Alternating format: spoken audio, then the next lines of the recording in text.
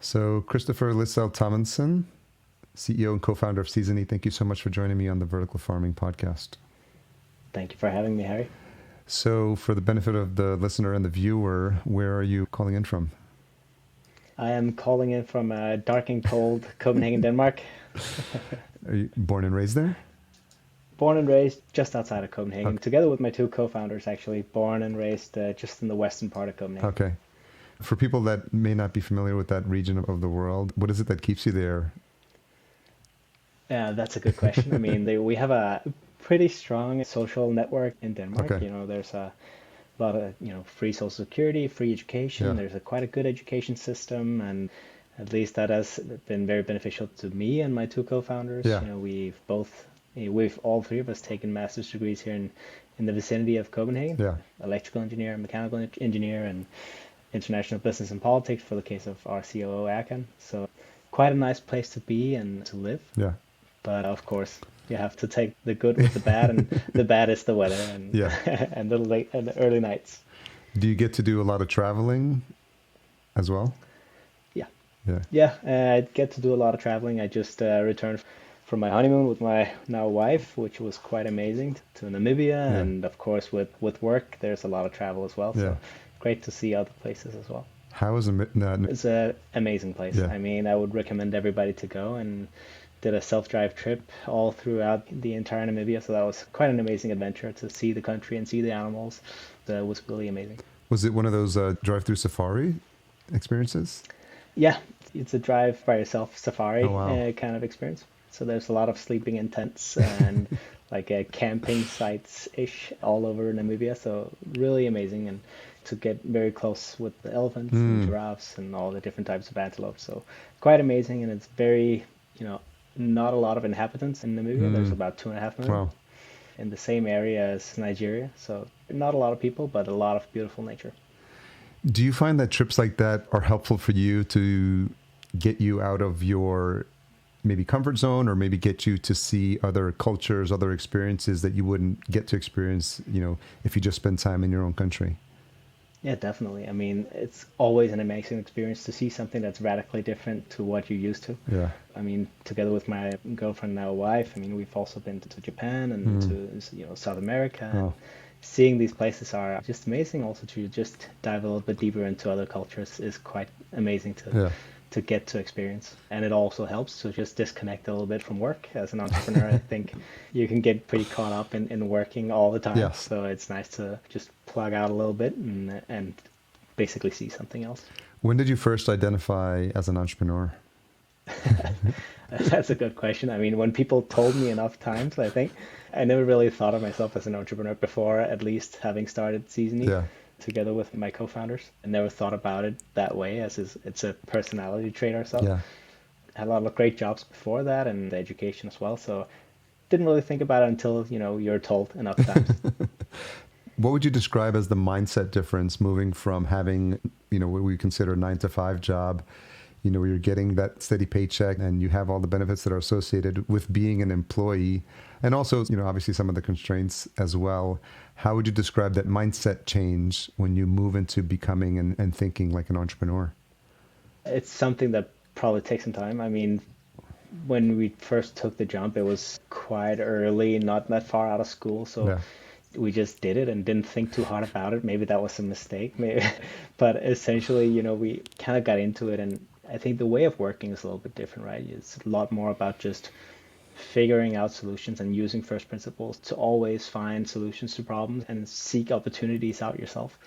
I think that's some of the biggest differences is that seeking out of opportunities yourself and looking for, the needle in the haystack Yeah. and the opportunities that are out there. I've heard reference to first principles a lot, and it's something that I've looked into as well. So for the benefit of the listener, can you describe how that's influenced you, and maybe just a quick overview of how you see and use first principles? I think it's, from my perspective at least, it's rooted a little bit in my education. I mean, I Yeah. took a master's in mechanical engineering, and getting back to some of those principles is something that you use a little bit in your educations as well. Thinking about them, if there's a physical system, you often have to sanity check yourself and, the calculations that you've done.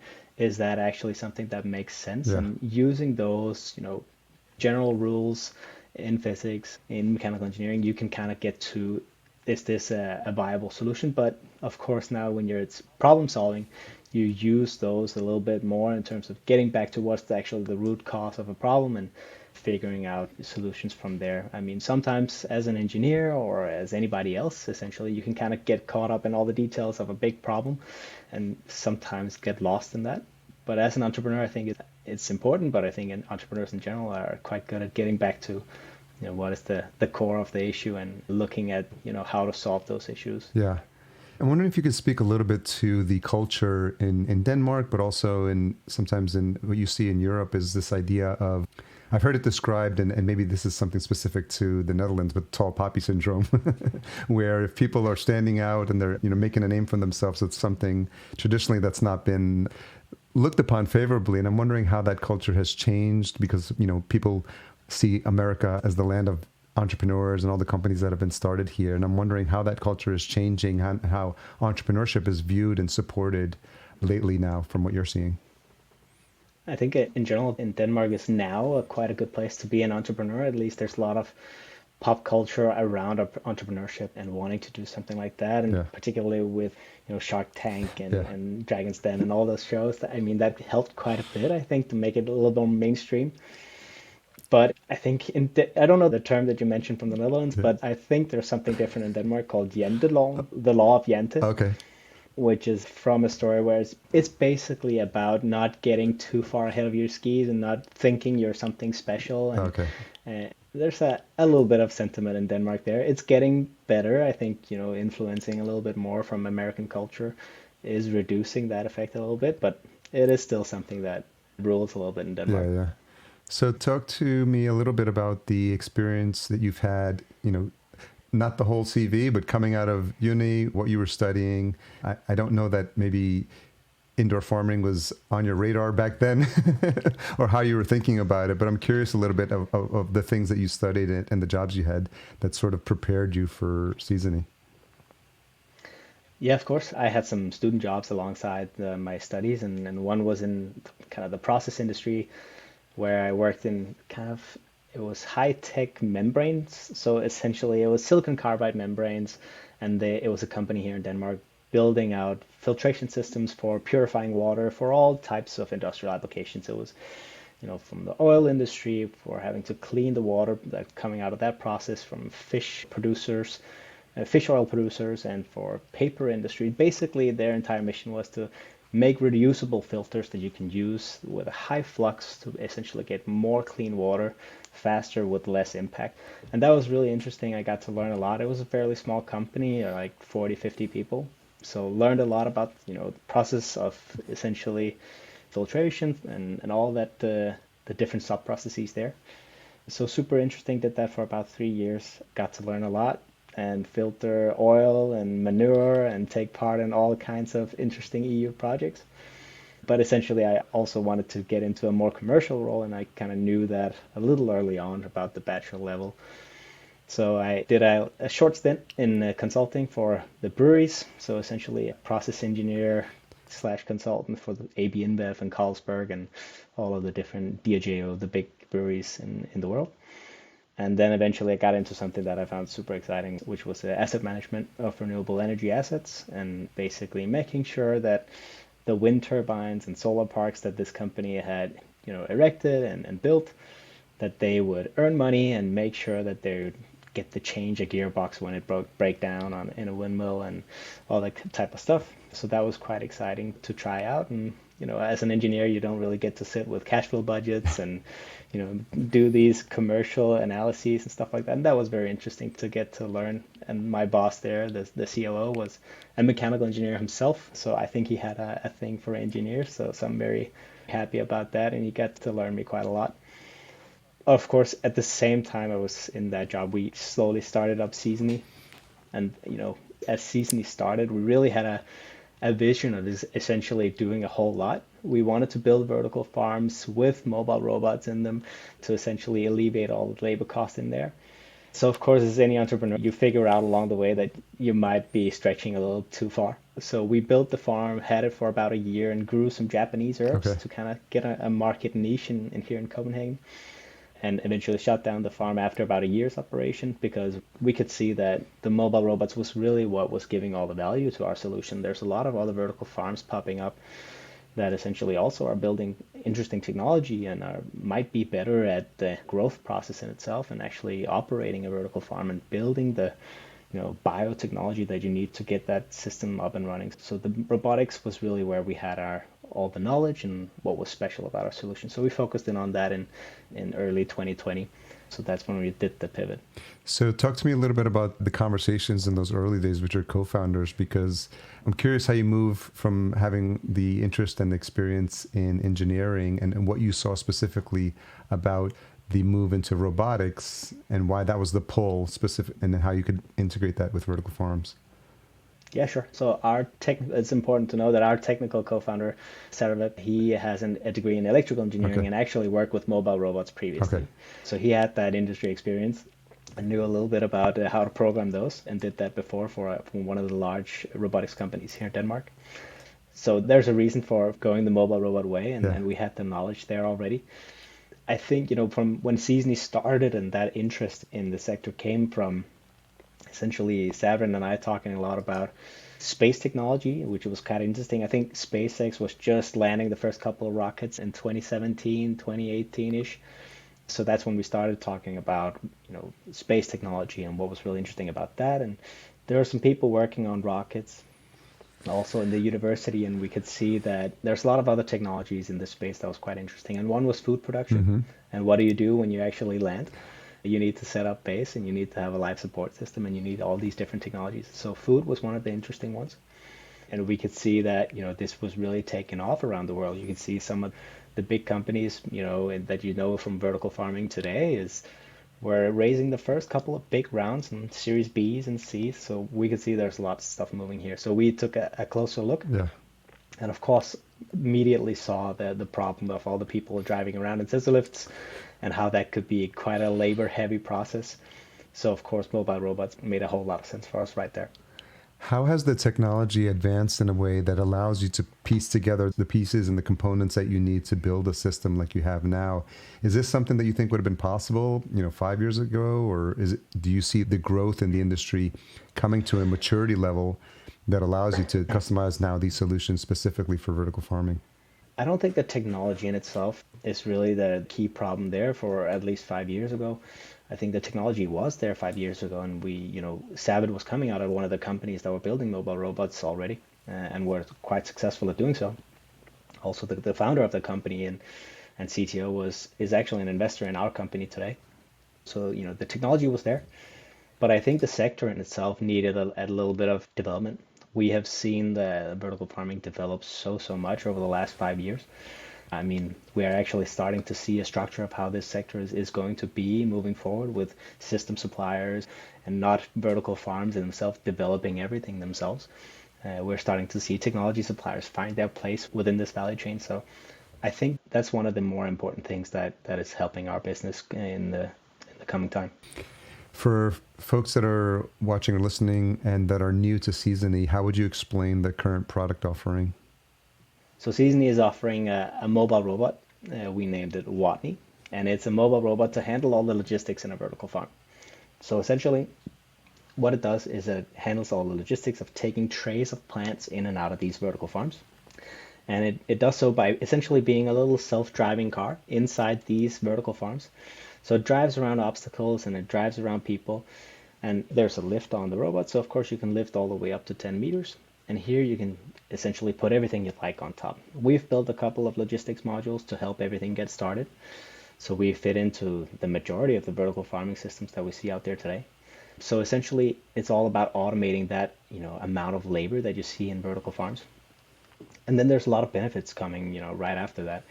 As we have a robot in there within the racks and driving around the plants, we have added a couple of sensors to the robot, so we constantly gather data around the growing environment, like temperature, relative humidity, and CO2, and RGB cameras as well. So we can constantly gather data from everywhere in the facility and start showing that back to the farmers to help them, give some insight into how is the growing environment actually close to the plant. This is where, you actually see the yield increases if you can actually control and show what it is, the actual environment has been for each individual plant. So this is something that we see as a huge opportunity for us in the future. And a little bit further down the line, of course, we want to be a platform for all kinds of technologies. As I mentioned, it's a mobile robot with a lift. And on top of that, you can put a whole lot of things. And there's a lot of great companies working with amazing technology all throughout the indoor farming sector. Like Garden has these cameras where it can tell something about the health of the plants, and you can use multispectral cameras, robotic arms for harvesting fruits and berries and pruning. There's a lot of different technologies that can be used in an indoor farm and can provide a lot of value, but what we want to have is essentially the piece of infrastructure that can actually, take these technologies throughout the farm. Yeah, it's interesting the way you describe it.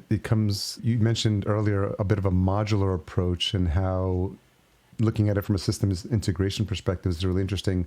I keep thinking about the Detroit and the automobile manufacturers as they matured and that industry matured. You found a lot of systems providers and parts providers, and they provided the ecosystem for all these different car manufacturers. And it seems like, that's the direction where vertical farming is moving, especially with all these moving parts. And I love the fact that you talked about it from a modular approach, because to your point, you have now access, you have the robot in place that's accessing and has close proximity to these crops.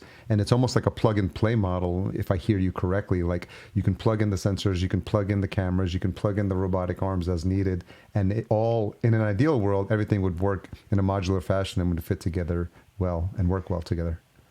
Yeah, exactly. That's exactly what we're aiming at, right? Because what we see is, I think it's important to have that separation of duties, because if you have one company, betting on robotics and biology and growing operations and all of these things into one, typically what you see is happening is there will be others that are more talented, or at least more focused in their efforts to get some solution to market. And I believe that will happen as well in indoor farming space, and we already do see it happen. We've seen a lot of vertical farms maybe getting beat up a little bit for betting too much on automation, because you know, getting all of that knowledge inside the company, it's quite a big investment, and you need to amortize that investment across multiple farms, and getting the product out to multiple customers.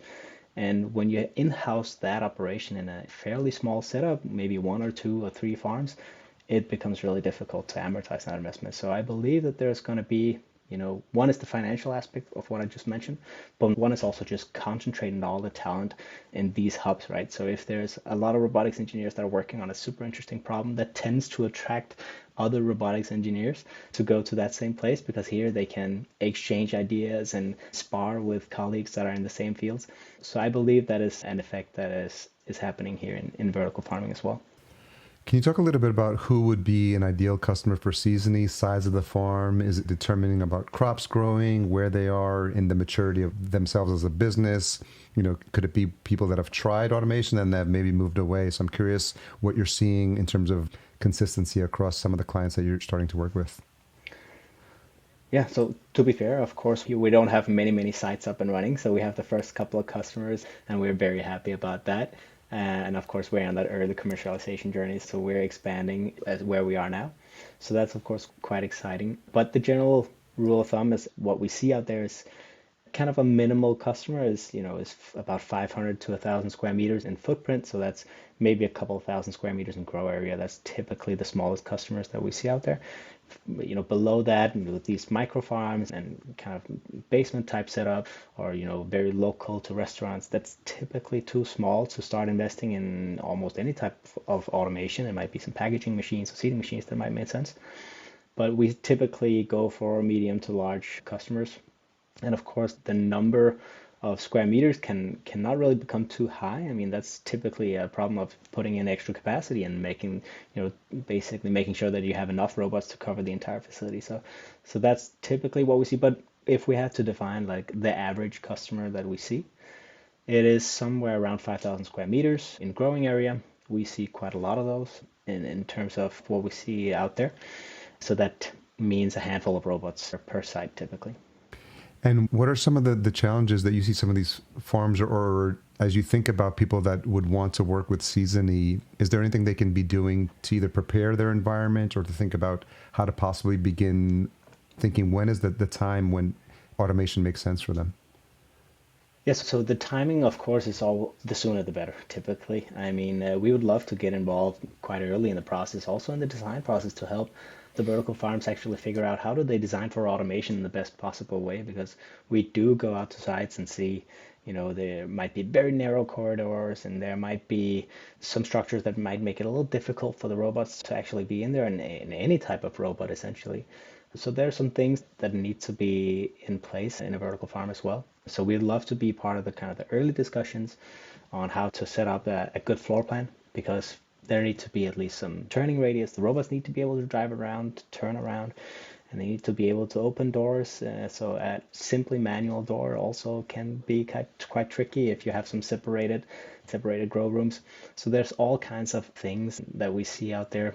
So if you have piping that going across the floor, then of course the robots can't really drive over the piping. So there's some design considerations that would be great, but typically it has been adapted to some operational flow for people in scissor lifts. So often we see some of these things have already been thought out a little bit, but of course it can be made easier for automation throughout the entire automation chain, not only the logistics part, but of course there are some farms that that could benefit from thinking that in from the very beginning, to be able to automate with buffer capacity, for instance, to make sure that you have some capacity going into the harvesting machine and out to packaging and cleaning and so on.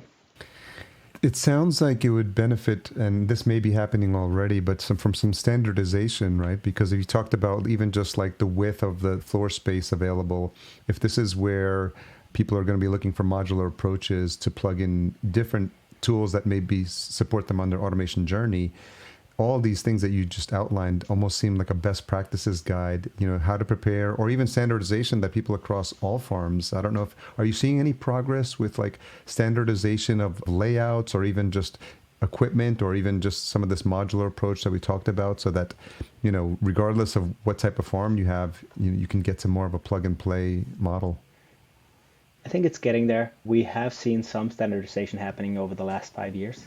In the beginning, it was a little wild west, right? So everybody kind of designed their own system. And I think that it just the entire way that the industry has been shifting towards having system suppliers and then having operators, that alone creates some standardization, right? Because then you see that not everybody has designed their own system from scratch and designed their own trays for hydroponic growing and all that type of all that jazz, essentially. So it's really great to see that kind of structure happening. There are, of course, still vertical farms that have developed some new proprietary system that they believe is the key driver to their success, and that's of course fine. But the standardization is something that typically helps automation, because that also broadens the market for the types of solutions that can come into the market. One day there will be a competitor very much like Seasony, or a competitor to Seasony, and they will of course also benefit from the competition that or from the standardization that was happening in the industry, and that's ultimately good for vertical farmers, right? They get to pick and choose the right and the best solution for them, and if it's Seasony or if it's anybody else, they at least get to find the best solution for them, whether it be on price or quality or whatever their metric they have found most important. I think what we saw in the early days is a lot of people were reticent to share any of their secret sauce or, the proprietary systems, in the hopes that someone might copy them or steal them. And I think hopefully now, because of some of the change we're seeing in the environment and a lot of consolidation and a lot of concern about where we're headed as an industry, I think people are hopefully more open to have these conversations. Are you seeing any progress in terms of working groups, associations, or people that are willing to just share ideas and share things that might help move the whole industry forward?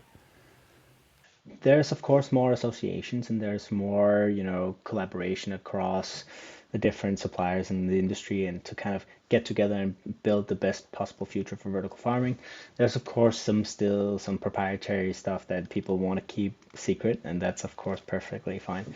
But I think it hasn't gotten a little bit better, and I think it's also one of the effects of the value chain kind of forming a little bit in vertical farming is that people actually are finding their place in the value chain and figuring out, okay, what is it actually that is my secret sauce and my company's secret sauce.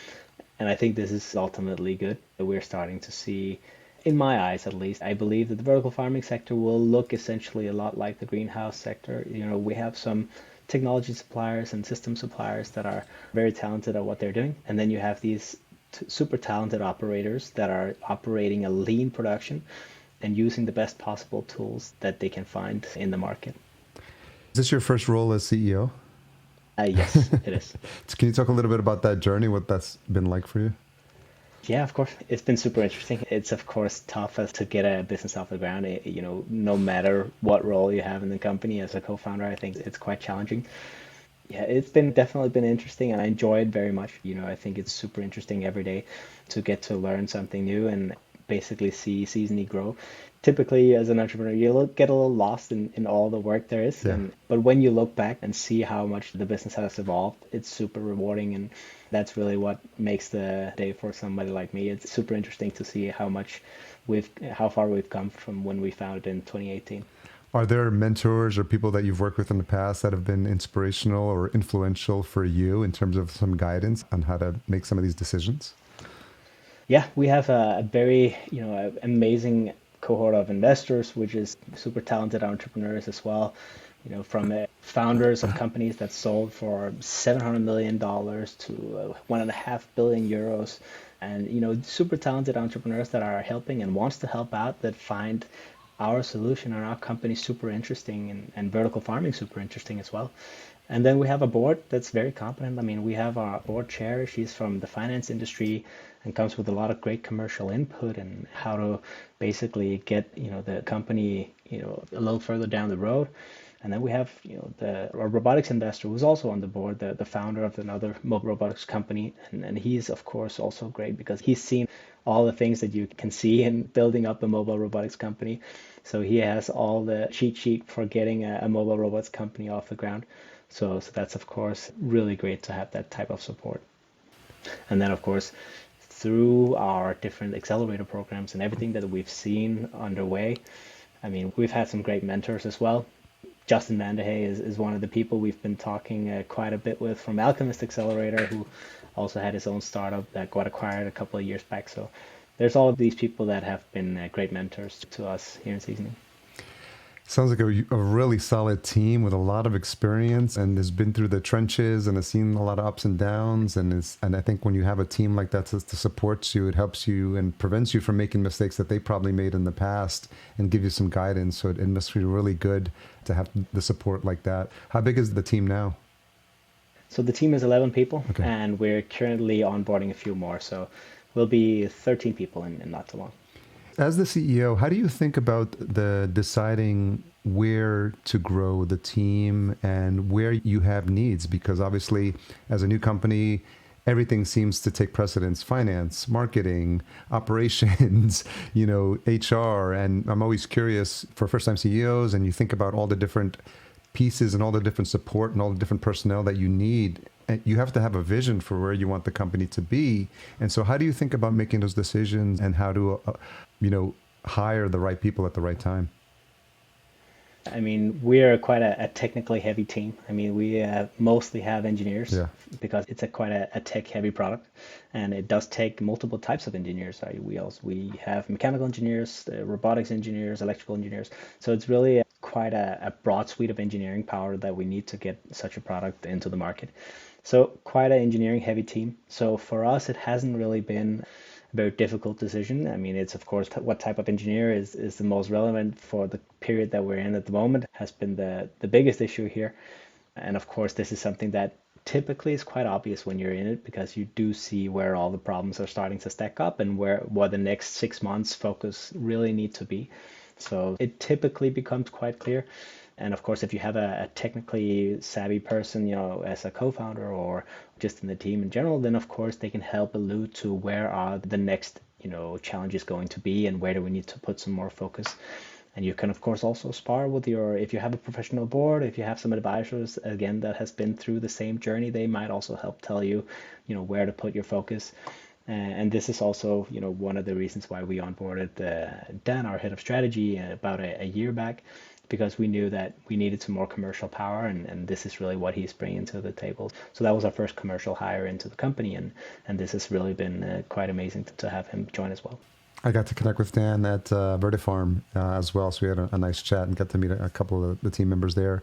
How important is it to have some visibility at these conferences? Is that something you're thinking about as you move into the end of this year, next year? Because I think based on what I saw, it was very helpful to have that walkthrough of the model of the little tiny robot and just showing people, what envisioning what that would look like in their farms. And so what's been your experience so far from the conferences? I mean, we've been using conferences quite actively. I mean, we're doing increasingly more work in that area. Picking out the best conferences is one of the things that we're practicing more and more now, and we're looking forward to Green Tech Amsterdam next year is of course going to be quite exciting, and we're starting to bet a little bit more on conferences because this is where the industry meets up, and we do see the benefit of having a stand in these different conferences to just show what it is that we actually do, because there's not a lot of people that have seen this type of solution before, and in vertical farming, this is still something that has quite a lot of newness to it. Yeah. So being able to show it and showing on video, showing on, we had a 3D printed model with us as well. Bringing a 2 meter long robot might be a bit much, but hopefully sometime we'll have a stand that's big enough to be able to do that as well. Yeah. But that's been quite good for us. And, being more top of mind is something that we're thinking quite a lot about. And, how we basically get our name a little bit more out there is something that we'll see quite a lot more effort going into the next year. I think it is helpful because when people see all the applications from the AI and robotics space in vertical farming, a lot of it is just brochures or websites, and there's something special about being able to have a conversation with someone in person, to be given a demo of the technologies and to see how it can apply in your farm. And I think, from the conferences that I've been at, there's not a lot of people that are in the same space that you are. So I think having this ability to share the benefits of what Seasony can provide, I think is valuable from an in-person perspective.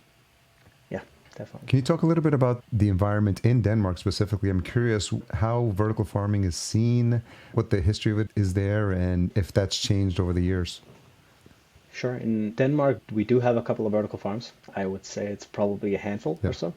A couple of big ones here, one in the Copenhagen area, and we also had InFarm for a little bit while. I think they've shut down the operations in the Copenhagen facility.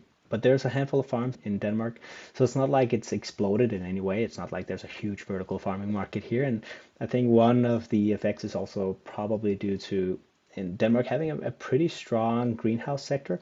It's not like the Netherlands. And I mean, the Netherlands, nobody can compete here in Europe, at least. So we do have some strong greenhouse production, particularly in the middle of Denmark and Funen.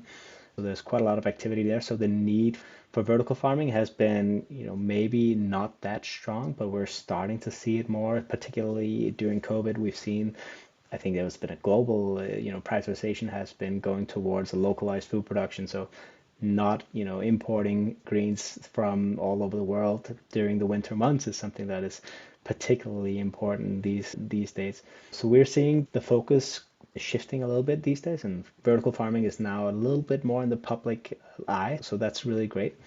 So I imagine over the coming years that there'll be a lot more initiatives supporting that type of food production system and paradigm. So that's something that I believe will be much more on the radar for the coming years. We're starting to see a little bit more from private actors when they're talking about impact technologies and something that can really change the way that we produce food. They're mentioning vertical farming as one of the sectors that are super interesting. So it's starting to shift a little bit more, I think. How has your perspective personally changed about the importance of vertical farming and maybe the need? When I started the show 3 years ago, I didn't plan on, what was going to happen with COVID and supply chain disruptions and the Ukraine war. And so the more time I spend, the more you see how valuable this is and how important it is. And obviously it's still early days and we're not going to feed the world with leafy greens. We all understand that. But, how has your vision and perspective changed personally for what you see as the potential for what you're doing here? To me, it's only gotten, more and more important. I think in the beginning, I saw it as a very cool technology that has a lot of potential. And, we could refer to the technology being used in space, and there's all of these benefits that we could see there. But I think here on Earth, there's a lot of benefits and very low practical benefits that we see out in the retailers and going all the way out to the end users. I believe very much in having fairly large food productions near distribution centers, because This is typically where we see, the economies of scale happen. The large producers tend to be able to invest more in automation, become more efficient, and actually drive down price, which is something that vertical farms at least have been struggling with for some time. So here I see that being one of the big shifts that we'll see over the coming years, because there's a lot of benefits, not only just by using vertical farms close to distribution centers for retailers. It's exciting because, one is the food miles. You get to reduce the amount of food miles from going from place to place. You have the year-round production, which not only stabilizes the buying need for the retailers, but you also get to reduce, cooling capacity in distribution centers. You get to reduce the cooling capacity out in the retail stores, and you get to reduce the shelf capacity needed. So there's quite a lot of effects going all the way out to the retailer that are super exciting, and I believe that's just how it's going to be in the future. It might take a little while, but I thoroughly believe that this is how it's going to look. Yeah, all the trends appear to be moving in that direction, sometimes slowly and sometimes with some ups and downs. But I think the overall trend should be upwards, which I think is very promising. So I'm sure you have a lot of challenges day to day as a CEO of Seasony, but what is a tough question that you've had to ask yourself recently? That's a good one. I mean, I'm quite confident that what we're building here is super valuable for vertical farming, but vertical farming is in a little bit of an up and down period right now. Yeah. It's a little bit of a down period. So that is something that is quite tough. And we do see technology companies that look a lot like us. They are starting to focus their energy elsewhere. And, we do think that we have a platform that can provide value in other sectors as well, like the greenhouse space or mushroom production or insect production, artificial meat. There's a lot of indoor farming that is not just vertical farming. Mm-hmm. And of course, we have to ask ourselves that question, but I do thoroughly believe that vertical farming will continue to grow, and we will stay here and essentially make sure that we're part of that movement to actually lift vertical farming out of that trough Yeah. that we're in at the moment, because we can provide a lot of value, and that is for sure. So this is one of the things that we've been thinking quite a lot about, but have definitely found our place here. Do you find that with your friends and family, you're having to be now the spokesperson for vertical farming and, and explaining to people what actually it is?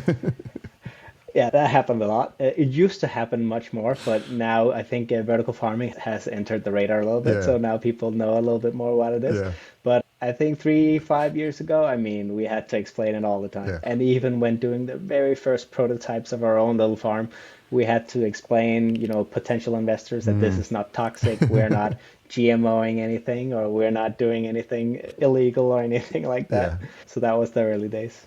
So as we wrap up this conversation, what I've been doing is leaving some space at the end of our conversation for you, if you have any messages or if you have anything that you think would be helpful to speak or say to your colleagues in the space. As you know, this is, we interview a lot of CEOs and founders, and a lot of them listen to the show as well. And I think I've been interested in creating an atmosphere of, this idea of working together to this rising tide lifts all boats mentality. So is there anything that comes to mind for you in terms of a message that you have for the vertical farming industry? I think we've probably already touched upon it a little bit, right? I think it's super important to find the place in the distribution or in the value chain that where you fit in the best, and not be the expert at everything, but be the expert at where you need to be the expert. And think about automation early on, even if you might not be ready for it. Think about how that might plug in the future, because this is something that will, if it's not a problem already, it will definitely be a problem to find the right people and retain the right people. And this is something that is going to be more and more of an issue, and it's not going away anytime soon. So that's just one of the few things I want to mention. So I want to thank you for coming on and sharing your story. I was really excited to meet the team and to see all the things that are happening in this space that are exciting, and new technologies always light me up and show that there's a promising way for the future. So, any closing thoughts as you think about where we're headed as an industry? What gives you the most hope personally, like as you think, maybe even just short term, 6 months, next year? I think we're actually in a good place. And right now, the spotlight might have basically gotten a little bit removed from vertical farming, but I think that's good. Now we can actually start making a lot of good progress. We've had a lot of stories about bankruptcies and high flying vertical farms where it has been a very exciting adventure, and they have done a lot for the industry. Don't forget that. But I think now we can actually start building in a little bit in peace. So actually build a lot of great farms and build a lot of great projects all over the world. And I know that we're already talking to a lot of vertical farms that are building projects without a whole lot of PR and not a whole lot of shouting from the Yeah. rooftops, but they're building great things. And I believe that'll really fuel a lot of vertical farms these days. And do you know the schedule yet for upcoming conferences where you'll be at or where the team will be at? We've had a busy summer here, Yeah. so we've had a lot of vertical farming conferences, but I think the next one will probably be Green Tech. So Okay. it's a little bit of a break here Yeah. until April. Yeah, that seems to be the big one, and I haven't made that one yet, and I think I probably need to make plans because it seems to be the one that everyone has a reunion at, so that'll be fun. Yeah, definitely. So the website is seasony.io, and is there any other place you want to send folks or listeners to connect with you and the team? Seasony and I.io is great, and we have some old prototype video there, and we have a lot of great videos and pictures if you contact us directly. I mean, we have had a lot of iterations since that video, so we have a lot of good things to show. But LinkedIn and that website is probably a great place to be. Okay, we'll make sure all those links are in the show notes as well. Christopher, I want to thank you so much. I know it's a little bit late there in Denmark. I appreciate you for staying up and sharing your inspiring story with the listeners. Thank you. It was great talking to you, Harry.